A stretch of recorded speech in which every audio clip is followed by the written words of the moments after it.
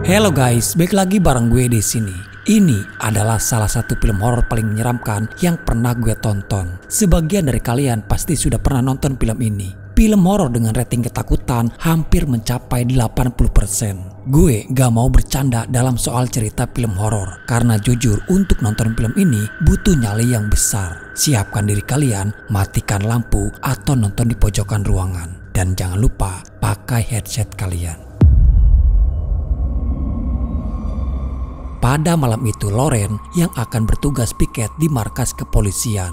Ini adalah tugas pertama dia setelah Lauren resmi diterima menjadi anggota kepolisian. Sebelum masuk, Lauren sempat teleponan dengan ibunya. Sang ibu sebenarnya kurang setuju jika Lauren kerja pada shift malam.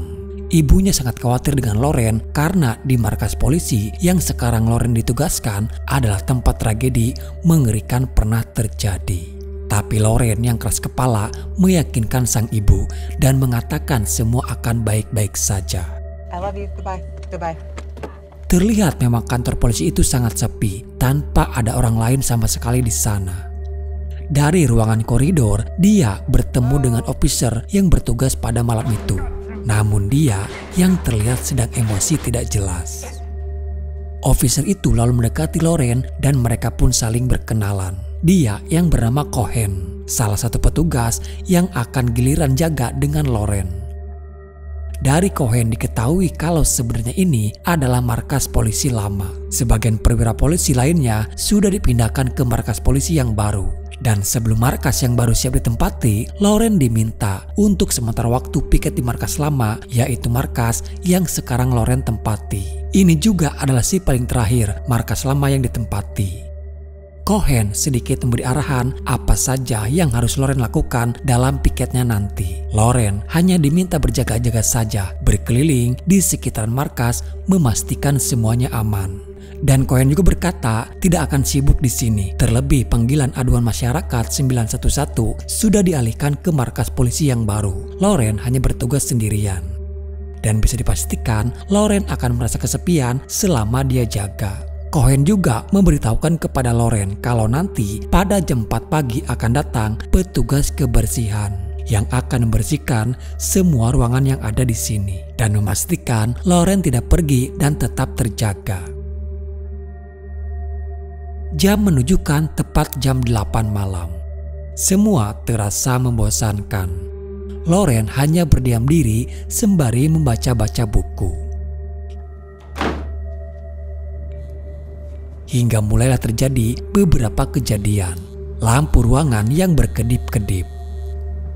Lalu tiba-tiba terdengar suara telepon berbunyi.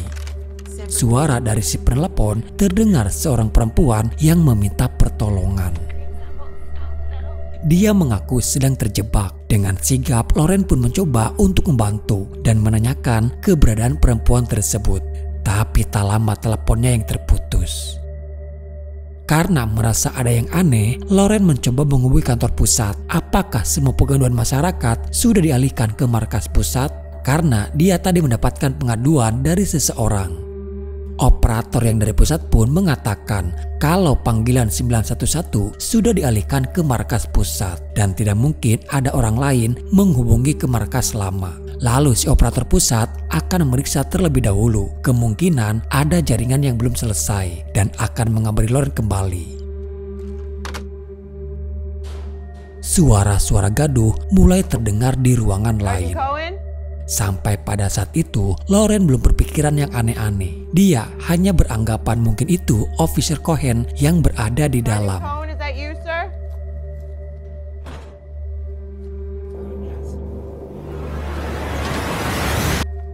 Waktu menunjukkan tepat jam 10 malam. Sudah hampir 2 jam Lauren berada di sana sendirian.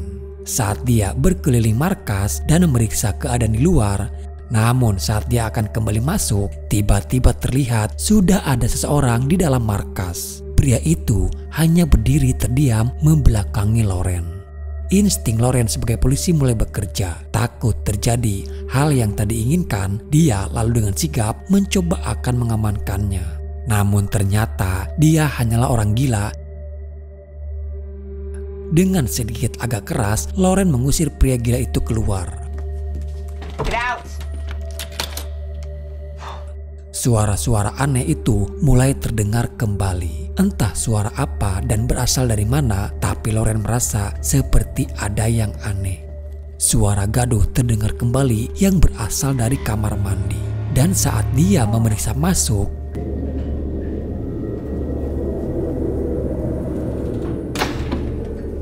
di salah satu ruangan loker, Loren mencoba membuka lemari nomor 25, di mana itu adalah loker bekas mendiang ayahnya yang sudah meninggal saat bertugas beberapa waktu yang lalu.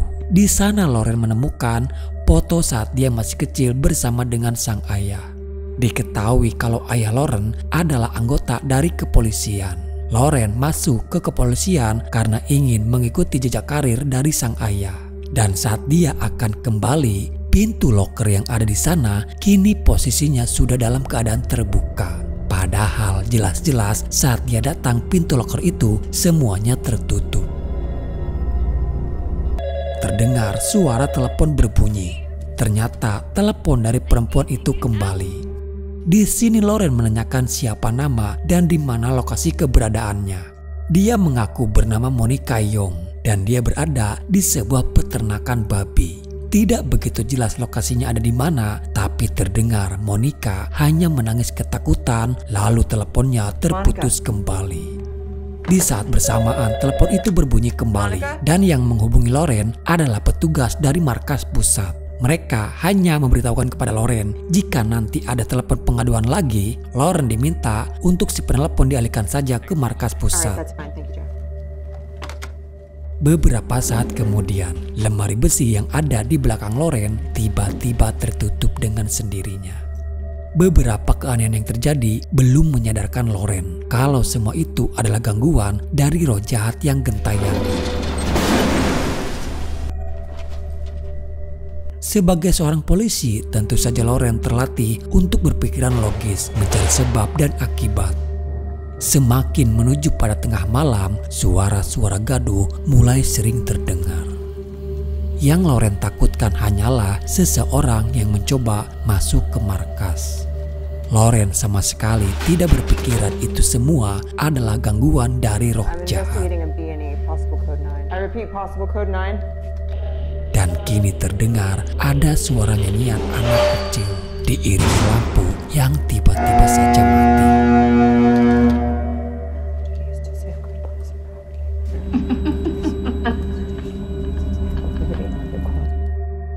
Akal sehat Loren dibuat rusak karena apa yang dialami sekarang lebih kepada aneh dan tidak masuk di akal. Dengan hanya ditemani senter dan membawa senjata, Loren mencoba untuk memeriksa keadaan di sana. Tak diduga justru Loren menemukan orang gila itu kembali, yang entah dari mana dia bisa berada di ruangan itu sekarang. Untung saja pria tersebut tidak berontak dan tidak melawan saat Loren mengamankannya. Loren lalu memasukkan si pria ke dalam sebuah sel tahanan. Tak habis pikir justru sekarang pintu sel itu malah tertutup dan terkunci dengan sendirinya. Ditambah lagi lampu di ruangan itu mati. Suara-suara aneh yang terdengar sangat mengganggu Loren. Loren masih berpikiran kalau di sana ada orang lain yang sengaja iseng kepadanya.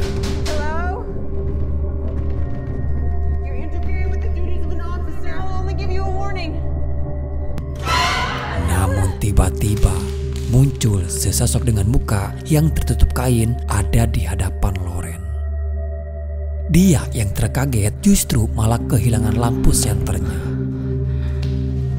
Dari suara erengan napasnya terdengar hanya ada Loren dengan si pria gila.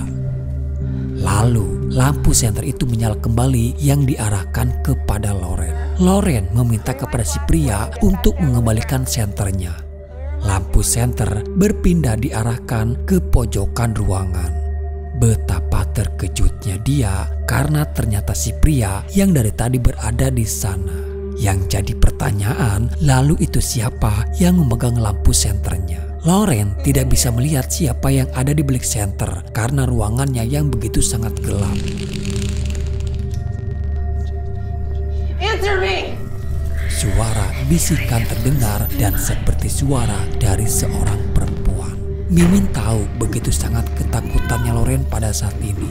Tapi dia masih berusaha untuk tenang dan mencoba mengendalikan diri agar rasa takut tidak membuat dia malah celaka. Suara bisikan itu terdengar mengancam yang akan melukai Loren.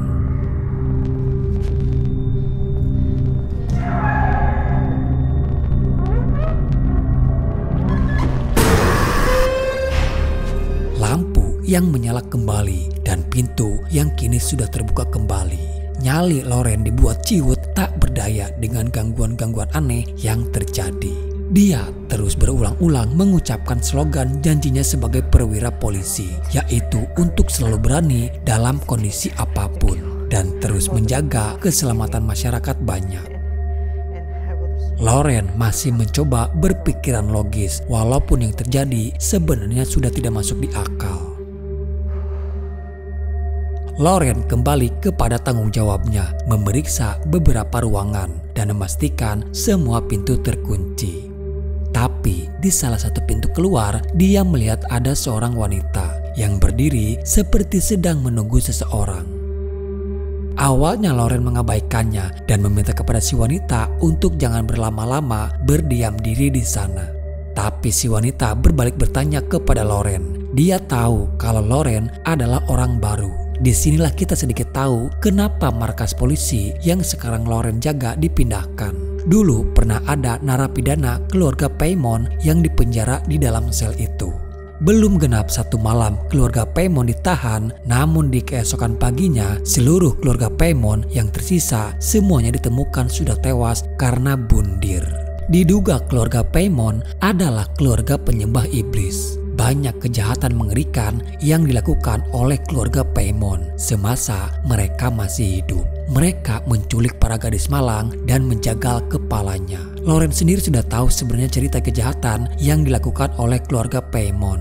Sebagian keluarga Paimon juga ada yang tewas dalam tragedi penangkapan mereka. Dan dari tragedi itulah ayahnya Loren sebagai polisi ikut serta di dalam penyergapan tersebut. Hingga terjadi baku tembak, namun naas ayahnya Loren menjadi salah satu korban yang tewas. Si wanita itu hanya mengatakan kepada Loren kalau roh jahat keluarga Paimon masih ada dan tinggal di dalam sana. Karena sebelum Loren, dulu juga pernah ada polisi yang berjaga. Mereka pun mengalami gangguan-gangguan aneh seperti yang dialami oleh Loren pada saat ini. Dan yang lebih mengerikannya lagi adalah polisi itu ditemukan tewas gantung diri di pagi harinya. Tak lama kemudian wanita itu pun lalu pergi. Di sini Loren baru tahu soal cerita ada polisi yang tewas bundir saat berjaga. Tapi dia tidak sepenuhnya percaya, mungkin saja dia hanya mengarang cerita saja. Loren kembali masuk dan keanehan itu terjadi kembali. Loren melihat TV yang tiba-tiba menyala dengan sendirinya. Di mana di sana dia diperlihatkan saat keluarga Paimon mengungkapkan pernyataan. Apa yang mereka lakukan kepada para korban dengan menjagal kepalanya adalah sesuatu yang benar menurut ajaran sekte yang dianut oleh keluarga Paimon. Mereka menyembah kepada Raja Neraka. Bagi mereka neraka adalah kebalikan dari surga. Seperti apa yang sudah dijanjikan Raja Neraka kepada para pengikutnya. I once stabbed a girl who sounded like a pig.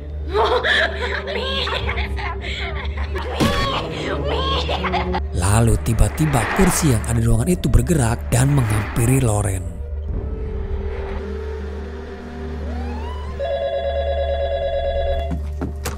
This is Officer Veronica. Is that you? Who's dead, honey? Who's dead? Can't do anything for you over here. I need you to hang up. Dia kembali menghubungi markas pusat untuk menangani Monica yang tadi menghubunginya meminta pertolongan. Loren memberitahukan namanya adalah Monica, usia 17 tahun. Namun di sini Loren masih belum mendapatkan di mana lokasi keberadaan Monica. Loren kembali memeriksa ke beberapa ruangan yang ada karena suara-suara itu terus saja mengganggu Loren. Sampai dia melihat kursi yang ada di sana tiba-tiba bisa berubah posisi dengan sangat cepat. Sudah jelas-jelas ini bukan kerjaan manusia, tapi saat itu Loren masih berpikiran kalau ada orang lain di sana yang sedang mengerjainya. Tak lama terdengar bel berbunyi, pertanda kalau ada seseorang yang datang. dan benar saja ada polisi lainnya yang berada di luar. Loren mengira kalau dialah yang dari tadi menakut-nakuti Loren. Tapi polisi itu membantahnya dan mencoba menjelaskan agar Loren tidak salah paham. Justru polisi itu yang bernama Price baru saja tiba dan kedatangannya hanya untuk memeriksa keadaan di markas. Price bersumpah tidak seperti yang Loren tuduhkan. Sedikit merasa lega karena setidaknya Loren ada teman di sana. Namun Loren tidak menceritakan soal ada yang aneh dengan apa yang dia alami, karena tentu saja itu membuat Loren tensin. Dia hanya memberitahukan kalau ada orang gila yang masuk ke markas. Price dengan sedikit gagap mulai bercerita dia datang sebenarnya sengaja untuk bertemu dengan Loren. Dia tahu siapa ayah Loren. Price adalah orang yang bersama dengan ayahnya pada saat tragedi penangkapan keluarga Paymon. Dalam tragedi itu ada 2 polisi yang tewas dan salah satunya adalah ayahnya Loren. Setelah Price menceritakan secara rinci pada kejadian saat itu, tak lama dia pun lalu berpamitan karena dia yang harus segera pergi. Awalnya Loren meminta Price untuk tetap bersamanya di sini karena jujur saja Loren merasa sedikit tenang jika ada orang lain yang menemaninya. Tapi sayang Price tidak bisa berlama-lama untuk tetap bersama dengan Loren. Dan yang membuat Loren terkejut adalah ketika Price berbalik badan, di mana terlihat kepala Price yang sudah bolong seperti sudah terkena sebuah tembakan shotgun. Loren hanya melongo saat Price pergi. Dan yang membuat dia lebih terkejut, tiba-tiba saja Price sudah menghilang dengan sangat cepat. Loren belum sadar kalau Price adalah polisi yang tewas bersama dengan ayahnya. Yang menemui Loren tadi hanyalah arwahnya saja. Loren kembali mendengar suara orang-orang berteriak seperti sedang terjadi keributan. Suara tersebut adalah suara tragedi saat keluarga Paymon yang kerasukan dan menyerang polisi penjaga. Lalu kini muncul di hadapan Loren sesosok tubuh yang kepalanya diselimuti oleh kain. Tubuh itu bergerak dan melayang secara perlahan.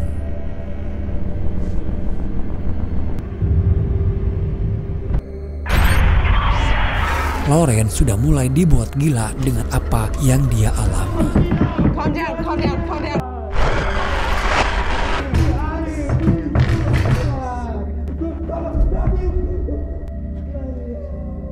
Sayup-sayup dari kejauhan, nyanyian rohani itu terdengar kembali. Loren masih berani untuk mendekati ke arah sumber suara.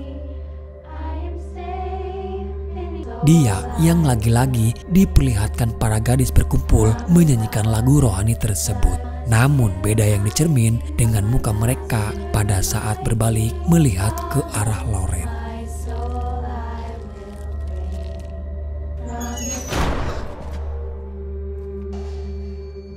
Malam yang sibuk untuk Loren. Selain dia yang harus berjibaku dengan keanehan yang terjadi, dia juga masih berusaha untuk menolong Monica yang kini terdengar seperti sedang ketakutan. Loren kembali menghubungi kantor pusat untuk segera menangani Monica yang kini dalam bahaya. Tapi setelah kantor pusat memeriksa nama Monica Young, wanita yang menghubungi Loren, dan kantor pusat juga sudah menemukan lokasi keberadaannya, baru diketahui kalau ternyata Monica Young sudah tewas beberapa tahun yang lalu.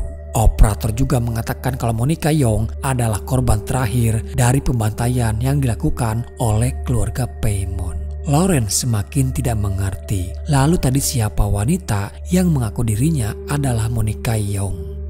Lalu di sini operator yang dari pusat itu pun mulai bercerita apa yang sebenarnya terjadi dan meminta kepada Loren untuk merahasiakannya. Sebenarnya alasan gedung markas dipindahkan bukan karena gedung yang sudah tua. Keluarga Paymon tidak terbunuh di lokasi kejadian perkara seperti yang dikabarkan oleh berita di televisi. Ketiga keluarga Paymon yang tersisa tewas gantung diri di ruangan tahanan. Dan setelah itu banyak keanehan-keanehan yang terjadi. Seperti lampu yang tiba-tiba mati, hilangnya beberapa barang bukti, dan penampakan tidak masuk di akal. Para polisi yang dulu bertugas di markas lama sudah tidak tahan lagi dengan suara jeritan para tahanan yang ketakutan di dalam selnya. Hingga akhirnya atasan mereka memutuskan untuk memindahkan markas ke tempat yang baru. Di saat bersamaan, terlihat kini sebuah foto yang terjatuh ke lantai. Foto itu adalah foto ayahnya ketika dia tewas. Tak jauh dari sana, dia juga menemukan ada foto korban lainnya. Awalnya terlihat hanya ada beberapa foto di sana. Dan baru saja Loren menutup mata, betapa mengejutkannya.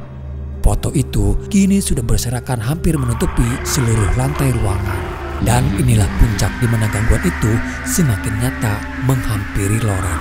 Loren benar-benar dibuat gila hingga dia tak sadarkan diri.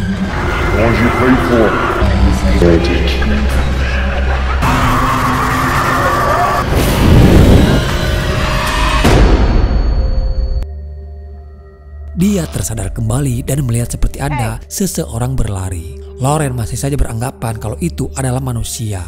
Dia mengejarnya, namun tiba-tiba Loren dibawa ke ruangan interogasi. Seorang wanita yang tidak Loren kenal dengan membawa senjata. Antara percaya dan tidak, Loren tidak sepenuhnya yakin dengan apa yang sekarang ada di hadapannya itu nyata.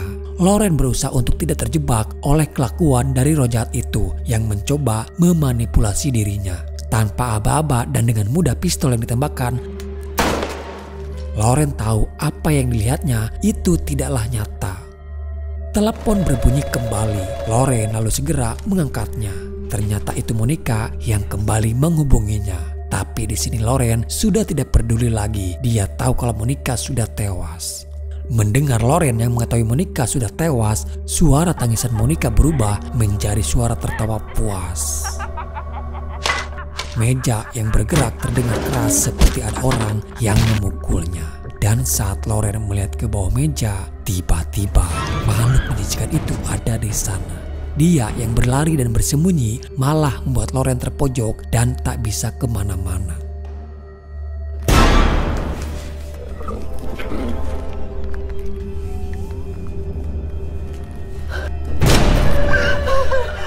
Loren yang tak kuat betapa mengerikannya wajah setan itu. Tapi beberapa saat kemudian penampakan itu menghilang. Tidak membuang kesempatan, Loren lalu berlari untuk keluar dari markas. Namun sialnya pintu yang kini malah terkunci dan tidak bisa dibuka. Walaupun Loren sudah menembaki kaca pintu, namun anehnya peluru itu pun sama sekali tidak bisa menembusnya. Di tengah kebuntuan dan tidak keberdayaan, Loren mendapati telepon dari nomor ayahnya. Loren masih saja percaya kalau telepon itu dari ayahnya yang sudah meninggal. Di sini akal sehat Loren sudah tidak lagi berfungsi, guys.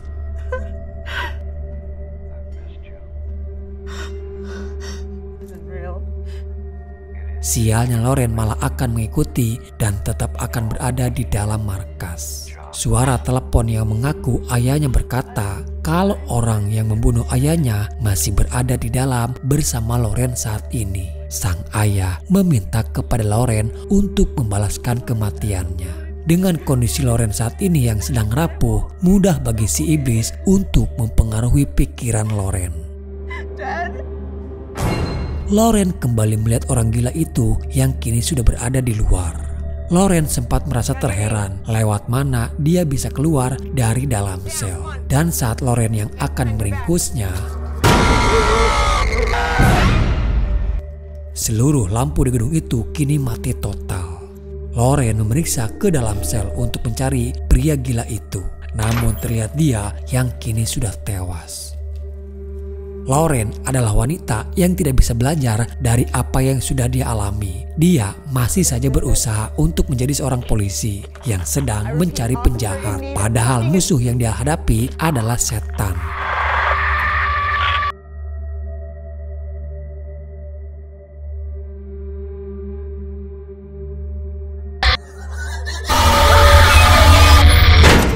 Kini dia diperlihatkan ketiga saudara yang tersisa dari keluarga Paimon. Di mana saat mereka melakukan bunuh bersama di ruangan tahanan. Puncaknya adalah ketika Loren diperlihatkan semuanya apa yang terjadi.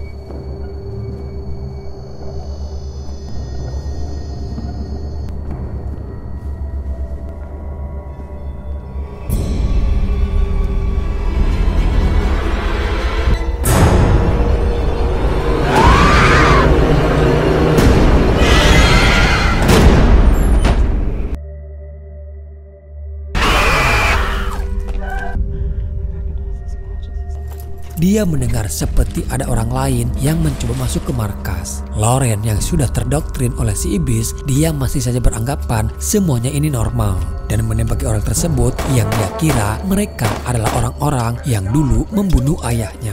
Dari apa yang dilihat Loren, mereka mencoba melawan hingga Loren tak segan-segan menembakinya.